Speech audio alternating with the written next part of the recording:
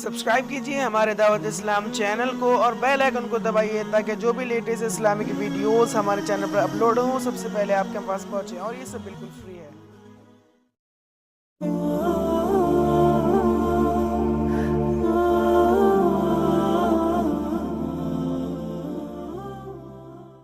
گزرتے ہوئے لمحے اتنی تیزی کے ساتھ گزر رہے ہیں کہ بس کروٹ بدلتے ہی زمانہ کہیں کا کہیں پہنچ چکا ہوتا ہے۔ جن ایام میں ہم نے آنکھ کھولی اور شعور کی منزلوں میں قدم رکھے، پوری دنیا تیزی کے ساتھ کروٹ بدل رہی تھی، بالخصوص پاکستان کے اندر، ہندوستان کے اندر، بر صغیر کے لوگوں کی ایک نئی دنیاوی نشأت تھی۔ پرانی قدروں کی جگہ نئی قدریں متعارف ہو رہی تھیں، خاندانی روایات ٹوٹ رہی تھیں اور دنیا گلوبل ولیج بن رہی تھی۔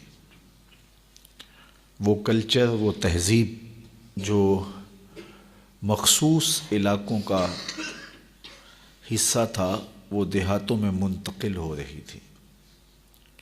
تو ہم نے اس مختصر عرصے میں بہت کچھ ٹوٹتے بنتے دیکھا ہے۔ آج سے صرف 30 سال پہلے یا 35 سال پہلے چلے جائیں، اور بالخصوص جو لوگ دیہاتوں میں رہے ہیں، اور اس وقت دور موجود کا کلچر اور 30-35 سال ماضی کا کلچر، اس کا موازنہ کریں تو ہم ایک دنیا سے دوسری دنیا میں منتقل ہو چکے ہیں۔ آج سے 35 سال قبل ہم ایک اور جہان میں تھے جس میں قدریں اخلاق کی پامال نہیں ہوئی تھیں، جس میں شرم و حیا کے جوہر موجود تھے، جس دور میں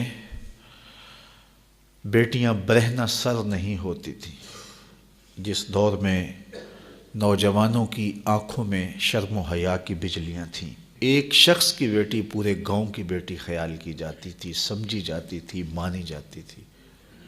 ہم نے وہ لمحے بھی دیکھے ہیں جب بیٹیاں رخصت ہوتی تھی، پوری بستی آنسو بہاتی تھی۔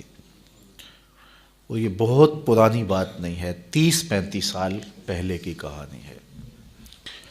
آج نگاہیں آوارہ ہو گئیں، خیالات بے قابو ہو گئے، اور اس امت کا سب سے بڑا فتنہ مال ہے۔ تو مال کی خواہش نے قدریں چھین لیں، رشتے چھین لیے، آرزوئیں جو کہ حسن اور جمال کی پیکر تھی وہ تلخ رنگ میں رنگی گئی، اور ایک عجیب معاشرہ اور معاشرت تشکیل پا گئی۔ آج انسان کا دشمن ہو گیا ہے۔ جو کام سانپ کرتے تھے آج وہ انسان کر رہے ہیں۔ ایک دوسرے کو ڈسنا، ایک دوسرے کی عزت آبرو اچھالنا، اور ایک دوسرے سے نفرت پالنا اور اس کو پروان چڑھانا اس دور کا مشغلہ بن گیا ہے۔ تو جو ہی موسم بدلتے ہیں، رتیں تبدیل ہوتی ہیں، تو ماضی یاد آتا ہے، تو دل کتنا افسردہ ہو جاتا ہے۔ جنہوں نے وہ زمانہ نہیں دیکھا ان کے لیے تو حالات اور طرح کے ہوں گے، اور جنہوں نے ماضی کی حسین قدریں دیکھی ہیں ان کے لیے یقیناً یہ دور اتنا آسان دور نہیں ہے۔ لیکن مایوس نہیں ہونا چاہیے، اپنی زندگی کو اللہ اور اس کے رسول کے راستے پہ لگانے کی کوشش کرنی چاہیے، پاکیزہ ماحول کی تلاش میں نکلنا چاہیے۔